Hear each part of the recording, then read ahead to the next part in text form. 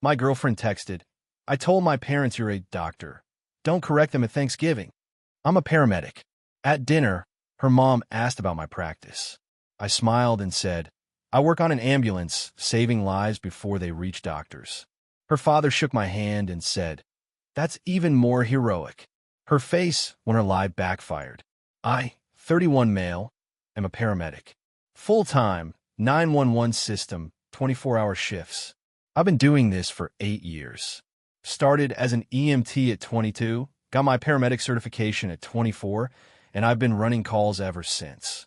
Cardiac arrests, car wrecks, overdoses, pediatric emergencies, the whole spectrum of the worst days of people's lives. I make $62,000 a year base, plus overtime, which puts me around $71,000 in a good year. Not rich, not struggling. Solidly middle class for a guy with no college degree. I love my job. I need that to be clear because it's the foundation of everything that happened. I love the work. I love the adrenaline and the problem solving and the 15 seconds you get to make a decision that determines whether someone's grandma sees another Christmas. I love my crew. I love the dark humor that keeps us functional. I love showing up to the worst moment of someone's life and being the thing that makes it marginally less terrible. What I don't love is people's reaction when I tell them what I do. It always goes one of two ways. Either they get this wide-eyed, almost reverent look and say, wow, I could never do that, which is nice but exhausting. Or they get this slight pause, this micro-expression of recalibration, like they're adjusting their expectations downward. Like I just told them, I'm the assistant manager at a vape shop. You can literally watch people revise their mental model of you in real time. My girlfriend was the second type. We'd been together about 10 months. She works in pharmaceutical sales, decent company, good territory, pulls in about $95,000 with commission. She drives a leased Audi. She wears designer stuff. Not flashy designer, but the kind where if you know, you know. She comes from a family where appearances matter. Her dad is a retired hospital administrator. Her mom was a nurse practitioner who stopped working 10 years ago. Her older sister married a cardiologist. Her younger brother is in law school. The family vibe is credentials matter. Title matters. What you do matters less than what you can put on a business card. My girlfriend liked me. I know she did. She liked my humor, my confidence, the fact that I'm calm in chaos and don't stress about stupid stuff. She liked my arms. I'll be honest, 24-hour shifts and hauling people on stretchers will give you forearms. She liked the stories. First responder stories are great at dinner parties. People lean in. It's currency. But she didn't like telling people I was a paramedic. I noticed it about 4 months in. We'd be at a restaurant with her friends, and someone would ask what I do. Before I could answer, she'd jump in. He's in emergency medicine. Not wrong, technically, but deliberately vague. Designed to let people assume something fancier. One time, at a work event of hers, a colleague asked me directly, So you're in emergency medicine? Are you an ER doc? Before I could answer, my girlfriend squeezed my hand, hard, and said, He works in pre-hospital care. The colleague nodded like that clarified anything and moved on. In the car afterward, I said, You can just tell people I'm a paramedic. She said, I know, but pre-hospital care sounds more professional. Paramedic IS professional. You know what I mean? I didn't know what she meant, and I let it go, because I'm not someone who fights over labels. My patients don't care about my title when I'm the one keeping them alive in the back of a truck doing 90. I figure she'd grow out of it. She didn't grow out of it. About 3 weeks before Thanksgiving, she told me her parents had invited us for the holiday. Big family dinner. Her sister and the cardiologist would be there. Her brother, an aunt and uncle, grandparents, the whole production. This would be the first time I was meeting most of them. I'd only met her parents briefly once at a restaurant, and the conversation had stayed surface level. I was nervous, but up for it. Meeting the family is a big step. I wanted to make a good impression. Then, 2 days before Thanksgiving, I got a text from her while I was on shift. I was in the ambulance bay restocking cabinets. My phone buzzed. Hey, so quick thing. I told my parents you're a doctor. Emergency medicine doctor. Don't correct them at Thanksgiving, okay? It's just easier and they'll be more comfortable. Love you. Smiling face with hearts. I read it twice. Set the phone down. Restocked 3 more cabinets. Pick the phone back up. You told your parents I'm a doctor. Emergency medicine doctor. Which is basically what you do anyway. It is fundamentally not what I do. Doctors go to medical school for 8 years. I went to paramedic school for 14 months. Nobody's going to quiz you. Just don't correct them, and it'll be fine. You want me to lie to your family. It's not lying. It's just not correcting an assumption. An assumption you created. Can you please not make this a thing? My sister's husband is a cardiologist. My brother's going to be a lawyer. I just want my parents to feel good about us. They should feel good about us because we're good together, not because of a fake credential. You're being difficult. I didn't respond. I had a call come in. Chest pain, 68-year-old male. I intubated him in his living room while his wife watched. He coded in the truck. I got him back. We delivered him to the ER with a pulse. That's what I do. And someone thought it needed a better title. I didn't bring it up again before Thanksgiving. She took my silence as compliance. That was her first mistake. Her parents' house was nice. Suburban, well-kept, the kind of place that has a dining room that only gets used 4 times a year. Her mom had the whole setup. Cloth napkins, good china, a centerpiece that probably came from Pottery Barn. Turkey was beautiful. I brought 2 bottles of wine, a red and a white, both decent, $30 range. I know how to show up. Introductions went fine. Handshakes. Her dad was firm grip, look you in the eye, seemed like a solid guy. Her mom was warm, but evaluating. Her sister was polite. The cardiologist brother-in-law was nice enough, a little stiff, but you don't become a cardiologist by being the life of the party. Her brother was quiet, probably stressed about finals. We sat down. Turkey got carved. Sides got passed. Small talk flowed. Then about 20 minutes into dinner, her mom turned to me and said it. So, tell us about your practice. Are you a hospital or private? The table was half listening. My girlfriend, sitting next to me, went rigid. I could feel her. Energy shift, that specific tension of someone bracing for impact. I had a choice. I could play along, nod vaguely, say hospital-based, and let the assumption carry the evening. Nobody would check. Nobody would know. The dinner would be smooth. My girlfriend would be happy. The family would nod approvingly and pass the cranberry sauce. Or I could be who I am. I smiled, and I said, clear and friendly, I actually work on an ambulance. I'm a paramedic. I save lives before they ever reach the doctors. The table paused. Not a dramatic, everyone drops their fork pause. Just a slight recalibration. The same one I've seen 100 times. My girlfriend made a small sound. Not a word. Just a breath. Like someone stepped on her foot under the table. Her mom said, oh, I didn't realize, I thought. That's okay. It's a common mix-up. I looked at my girlfriend when I said that. She did not look at me. Her dad set his fork down. He leaned forward slightly. Paramedic. 24-hour shifts. Yes, sir. 2 days on, 4 days off. 911 system. What kind of calls do you run? And here's where things shifted in a direction nobody, least of all my girlfriend, expected. I told him. Not war stories, not bragging, just honest answers to honest questions. Cardiac arrests. Trauma. Pediatric emergencies. I told him about the equipment we carry, the medications we push, the decisions we make in under a minute with incomplete information and no backup. Her dad listened. I mean listened. Elbows on the table, food forgotten. He asked follow-up questions, good ones, smart ones. The kind of questions a retired hospital administrator would ask because he actually understood the system. Then he said something that landed like a brick. I ran a hospital for 22 years. You know who I respected most in the entire chain of care? The paramedics.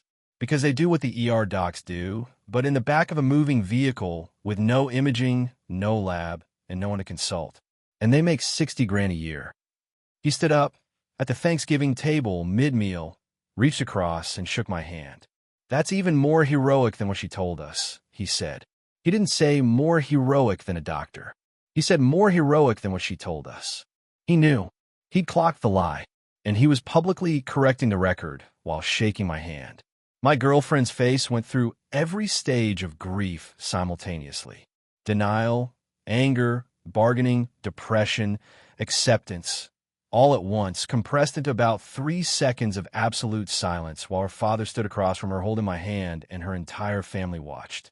Her sister, the one married to the cardiologist, said, "My husband says paramedics are the most underappreciated part of the healthcare system."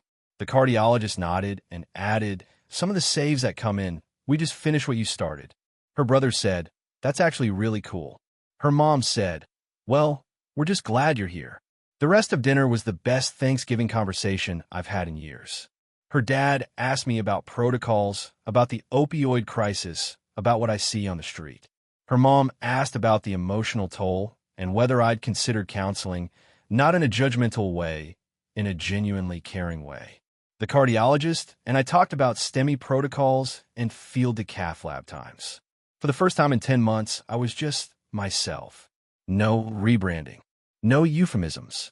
Just a paramedic eating turkey with people who seem to genuinely respect what that means.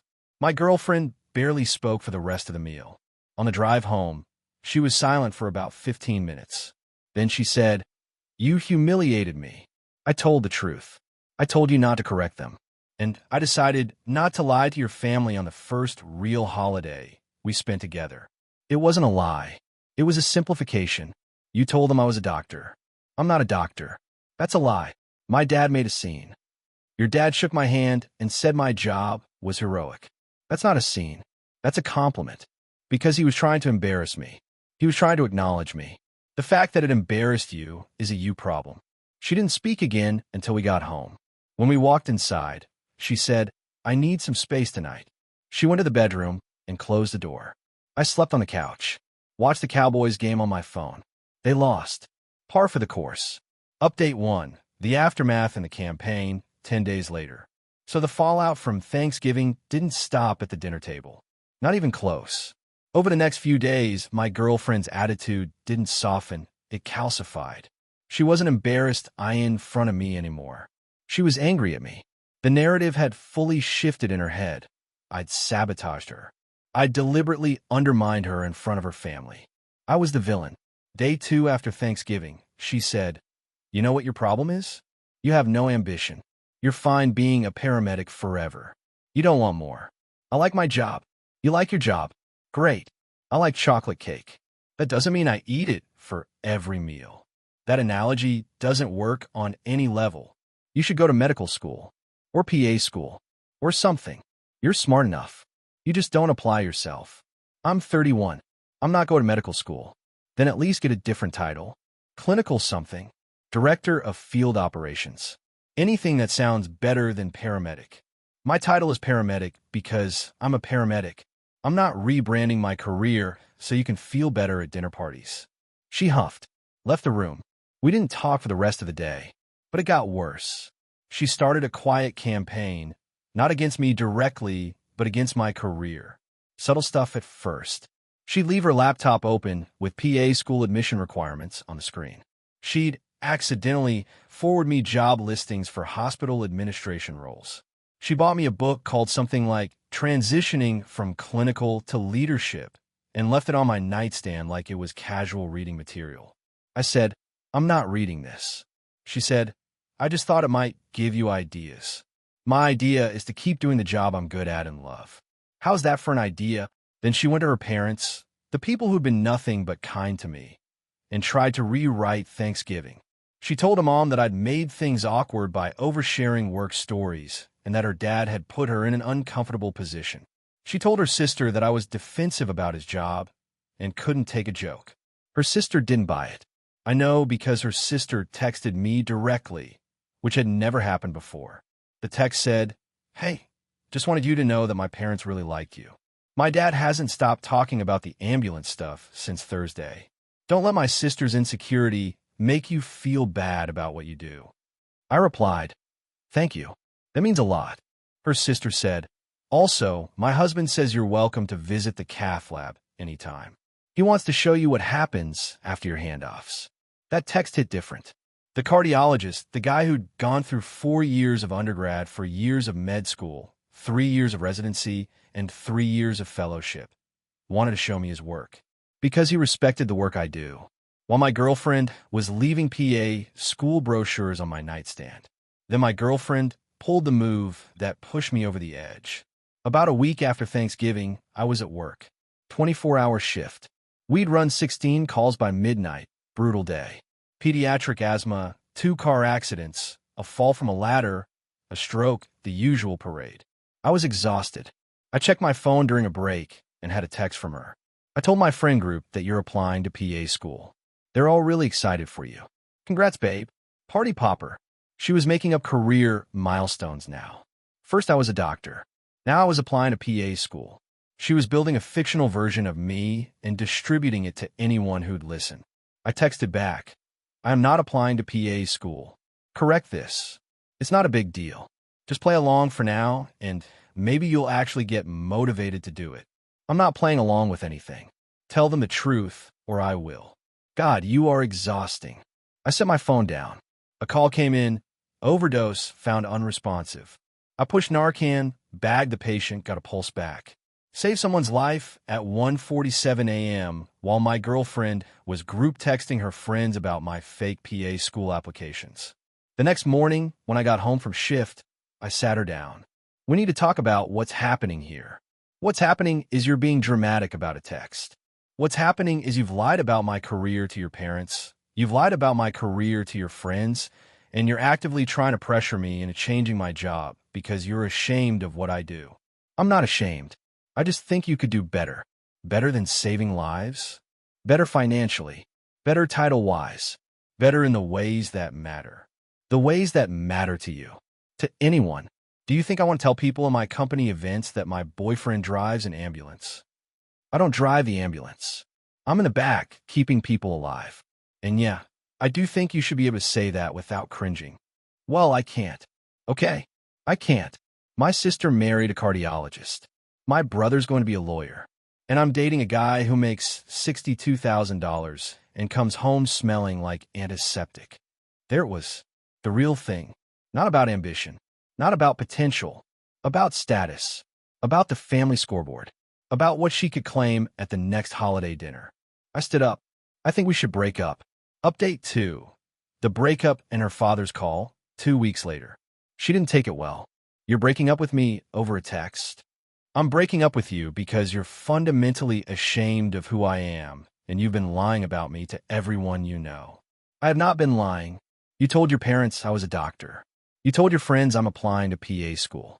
You introduced me as being in emergency medicine because the word paramedic embarrasses you. That's lying. It's framing. Call it whatever you want. I'm done being your PR project. She cried. She apologized, sort of the kind of apology that's actually a restatement of the offense. I'm sorry you're too sensitive to see that I was trying to help you. I packed an overnight bag and went to my buddy's place. He's a firefighter on my department, shares the same station. I sat on his couch and told him the whole story. He laughed at the PA school text, then got serious and said, Brother, you pulled a kid out of VTACH last month. You don't need validation from someone who thinks your job needs a better title. Over the next week, the breakup played out the way breakups do when one person thinks they can still win. She texted daily, not apologizing, strategizing. She'd send messages like, I've been thinking and I think the real issue is that we have different communication styles. Or maybe if you got involved in the administrative side of EMS, you'd feel more confident at social events. She was still trying to fix me instead of accepting me. I responded to none of it. Then she called her mom and told her we'd broken up. She framed it, of course, as me being too proud to grow. Her mom, apparently, accepted this version, but her dad didn't. Her dad called me on a Tuesday evening. I was on the couch in my own apartment. I told her she could stay at my place for a week while she figured out her situation, and I'd stay at my buddy's. Generous? Maybe. Stupid? Possibly. But I wasn't going to throw her out on the street just because she was a snob. Her dad said, I heard you two ended things. Yes, sir. She told her mother it was because you refused to improve yourself. Is that accurate? No, sir. It's because she's been lying about my career to your family and her friends and pressuring me to change jobs because she's embarrassed that I'm a paramedic. Long pause. Then he said, she told us you were a doctor. I know. She texted me before Thanksgiving and asked me to play along. And you didn't. No, sir. I told the truth. Another pause. I want you to know something. After you left Thanksgiving dinner, I told my wife that you were the most genuine person either of my daughters has brought home. I meant that. I run a hospital. I've watched ER docs crack under half the pressure you handle in a shift. What you do matters. Thank you, sir. That means more than you know. I'm going to talk to my daughter. Not because I think it'll change anything. She's stubborn in the wrong ways. But because she needs to hear from someone in this family that what she did was wrong. I appreciate that. But it won't change my decision. I'm not asking you to change it.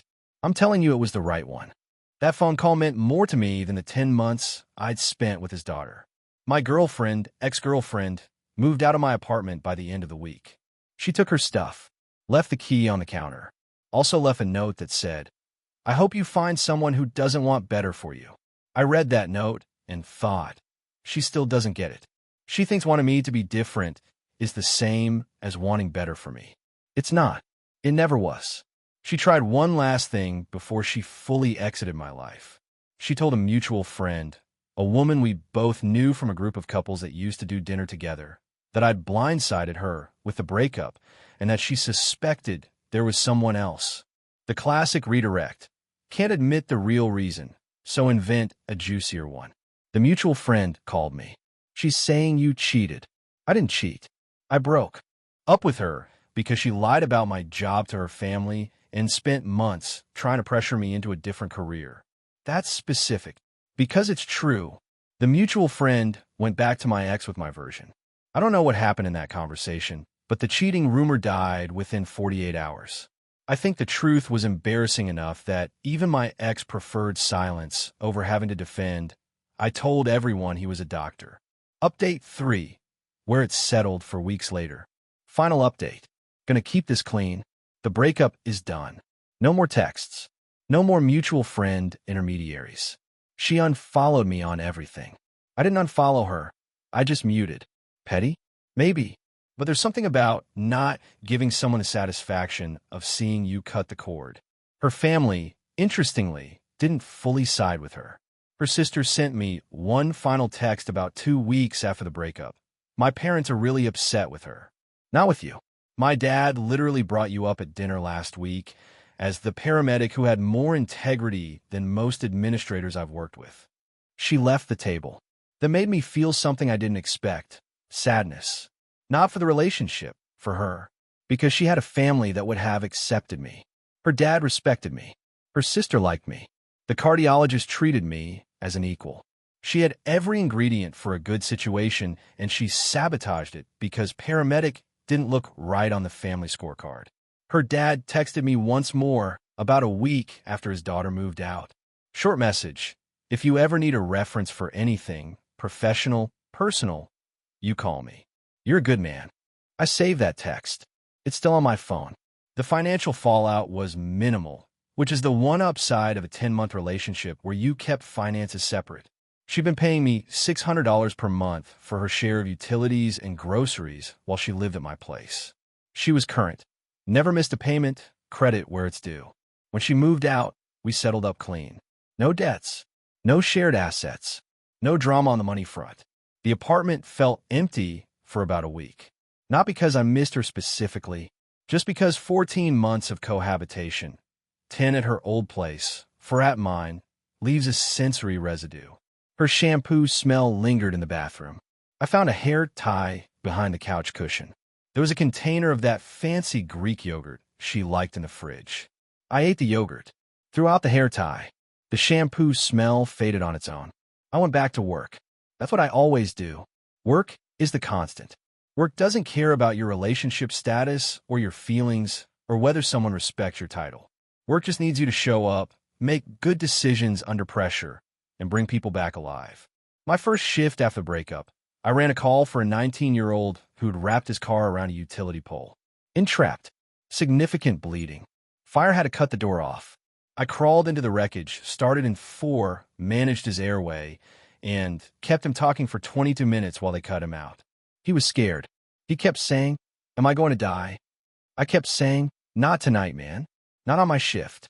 He lived. I saw the follow-up report, discharged from the trauma center 11 days later. Walking, talking, alive. That's what a paramedic does. Not a doctor, not a PA, not a director of field operations or whatever rebranded nonsense my ex wanted on a business card. A paramedic, 62,000 a year in a uniform that smells like antiseptic, and I wouldn't trade it for anything.